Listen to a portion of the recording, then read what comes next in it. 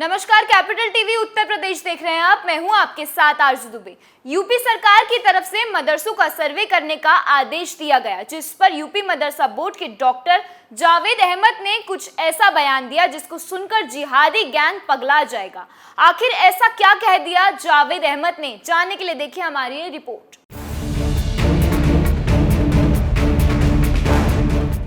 उत्तर प्रदेश के योगी आदित्यनाथ सरकार मदरसों के कायाकल्प को लेकर सजग है। सरकार ने मदरसों की शिक्षा व्यवस्था को लेकर राज्य के सभी जिलाधिकारी को सर्वे करने के निर्देश दिए हैं, जिस पर जल्द मदरसों का सर्वे करवाया जाएगा।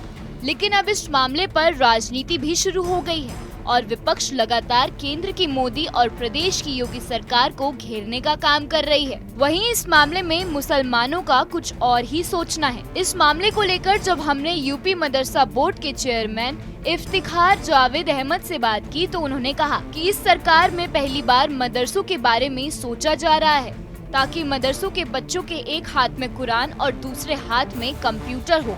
उन्होंने 3000 से ज्यादा अधिक मदरसों की जानकारी सरकार को पोर्टल पे ना चढ़ाए जाने के बारे में भी बताया कि वो मदरसे थे ही नहीं, फर्जी तरीके से मदरसों को दिखाकर सिर्फ सरकार से पैसा लेने का काम अब तक किया जा रहा था। जो है प्रधानमंत्री जी की जो कल्पना है कि मुसलमान के बच्चे के एक हाथ में कुरान एक हाथ में कंप्यूटर होना चाहिए, उस तर्ज पे हम चाहते हैं कि मदरसे का बच्चा जो दीनी तालीम हासिल कर रहा है वो करता रहे, अरबी पढ़े, फ़ारसी पढ़े, उर्दू पढ़े, दिनियात पढ़े, लेकिन साथ में वो बच्चा हमारा मैथ और साइंस भी पढ़े, सोशल भी पढ़े, देश का इतिहास भी जाने, कंप्यूटर भी जाने।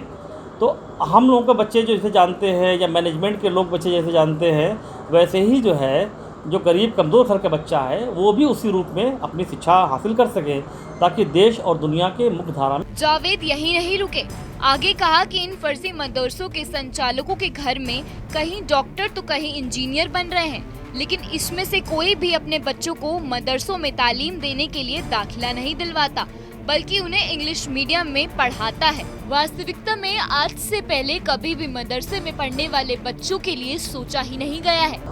पहले मदरसे देखिए, मदरसे बहुत पहले से चल रहे हैं और ये आज की कंसेप्ट नहीं है।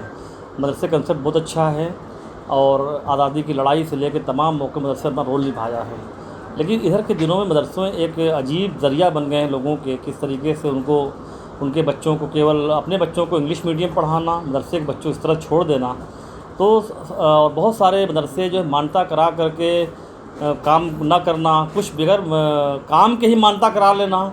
ऐसे में हम लोगों ने सरकार जब बनी तो उस तक बहुत सारे सुधार। वहीं विपक्ष के मदरसों के मुद्दे पर बयानबाजी पर बोलते हुए उन्होंने कहा कि उनके पास अब कोई मुद्दा नहीं बचा, इसलिए वो हर मुद्दे पर सरकार को घेरने का काम करते रहे हैं। देखिए, कहने को तो विपक्ष के पास अब कोई मुद्दा नहीं बचा है।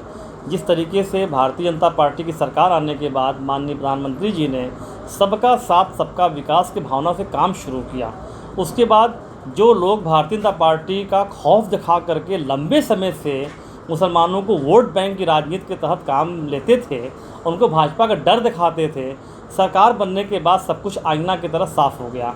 सरकार ने लगातार योजनाएं चला करके और सर्व समाज के लिए काम किया। अगर आवाज़ किसी का भी बना उसमें कोई भेदभाव नहीं हुआ, इलाज हुआ तो भेदभाव नहीं हुआ, लोन मिले तो कोई भेदभाव नहीं हुआ।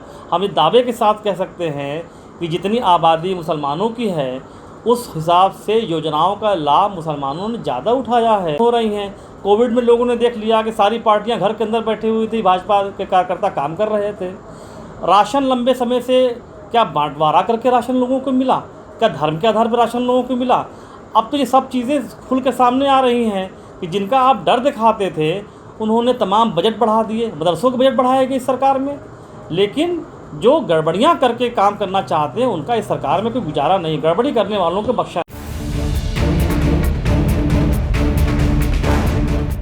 बहरहाल इससे एक चीज साफ है कि विपक्ष सिर्फ अपने फायदे के मदरसों पर राजनीति कर लोगों को भटका रहा है और उन पे आतंकी समर्थक मदरसों को बचाने की कोशिश कर रहा है, जिससे देश का सौंदर्य खराब हो रहा है।